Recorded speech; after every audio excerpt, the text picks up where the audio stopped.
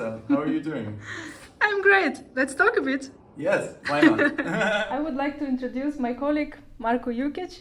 We are studying together at the class of Professor Jan Milavilan. No, I just don't like any of this. Let's start. Now I can't tell this. Marko, where are you from and when did you decide to be a composer? I'm from Zagreb, from Croatia, a small little country in southeastern Europe. And I don't know exactly when I decided to become a composer. I don't remember that particular moment, as I believe no one really does. I suppose it happened when I tried to compose my first piece, and this was somewhere in my teens. Why actually do you want to be a composer? That's a very good question. To give one answer, I think it's just because I'm fascinated with music, and particularly the way that music works and the way it happens and the way it comes to be.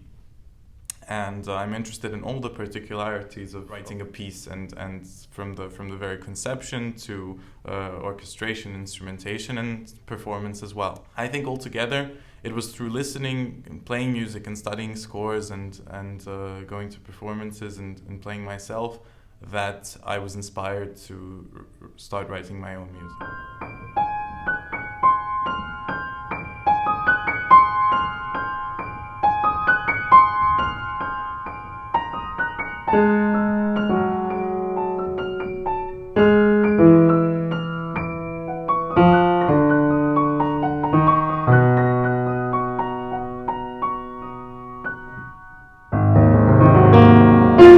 Creative people, writers, composers, everybody who have to create something from his own mind, they all connected to deadlines. And I'm very interested to ask you, do you have any tip or any recommendation? How do you solve this problem? Well, my number one tip would be write in a slow tempo, because you'll get much more music done and you'll spend less time writing it. No, I'm joking. No, we need to be quite honest. I'm pretty terrible with deadlines. I've had to learn the hard way that it's very important to start working once you know what your deadline is to start working immediately and to divide up the work over this period of time that you're given, and not to do everything at the last moment. Because even though, like everything else, we can practice being good or inevitably we do practice being good, working well in stressful situations. So, more or less we can deliver even when we have a very short deadline and so on.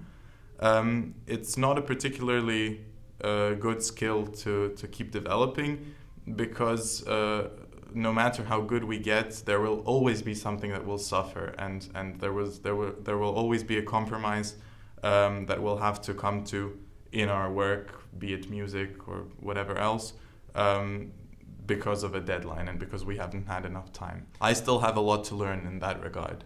I just think it's important when it comes down to the last days, hours even, because I've been in that situation, for instance, where I've had to deliver a score and I was, had to prepare all the parts myself, and the day before the session started, I was still writing and arranging and orchestrating. Crazy, but sometimes unavoidable. I think it's important to stay cool-headed and try not to let the stress get the best of you.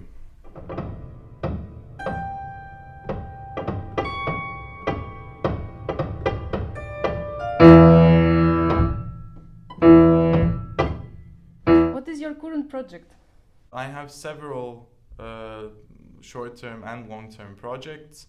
The most notable, perhaps, of which are the pieces that I'm planning to have performed at my bachelor exam here in Munich, and this will consist of a piece for solo violin and orchestra, so a concerto, and several orchestra lieder, so songs for soprano and orchestra.